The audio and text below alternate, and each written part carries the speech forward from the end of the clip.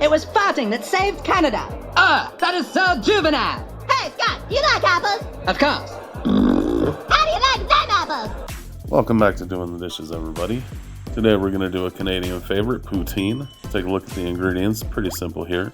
That's milk, butter, a shallot, cheese curds, garlic, pepper, and some beef bouillon, and all-purpose flour. If you want to make the fries yourself, of course you're going to need a couple of spuds to go with the dish.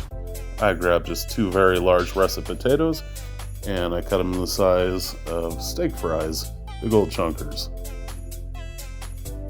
Then after you get done cutting them up, make sure you add a copious amount of salt to some ice cold water and throw your fries in there to soak for a couple hours. This will make them extra crispy, especially if you're going to fry them. But in this particular case, I'm going to bake these guys. And after they're done soaking for a while, go ahead and drain off the salt water, get them onto some paper towels, and then grab some more to dab the tops, and try to absorb as much moisture as you possibly can from your fries. Then spray your pan, or in this case some aluminum foil on top of the pan, and get your fries all laid out nice and neat. And since I ran out of room on my pan, I decided to take the last little bit of fries, throw them into my air fryer basket, and cook those in the air fryer. So the temperatures for these two is 350 for the air fryer and 400 degrees for the regular oven. And while the fries are cooking, I'm going to go ahead and start working on our gravy. So in a small saucepan, I added some olive oil with some shallots and garlic. Heated that up until they started to get brown. Then I went ahead and added the butter, followed by some all-purpose flour to create a roux. Not Kenga's baby, but the other kind of roux. You know, the one that you use to thicken up a stock or a soup or a stew, or gravy in this case. Now time for some beef base. Go ahead and get this stirred up to make a nice little beefy cookie that you can feed to... No, don't eat that. It's going to be disgusting.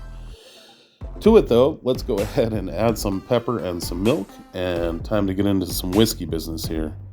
Just make sure you're keeping it over medium-high heat while you're doing all your whisking.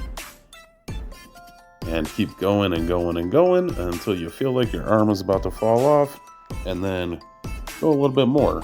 And it should be nice and thick and ready to go by then. Alright, now here's the consistency I'm looking for. Nice and thick, give it a quick try, tastes delicious, slap a lid on it, set it to the side till our fries are done. Alright, time to get it plated up. We'll add our fries, and then on top of that we'll add the cheese curds. And the gravy is going to start melting the cheese curds once you pour it on there. But also the clock is ticking because it's going to start making your fries soggy. So make sure you eat up really quick.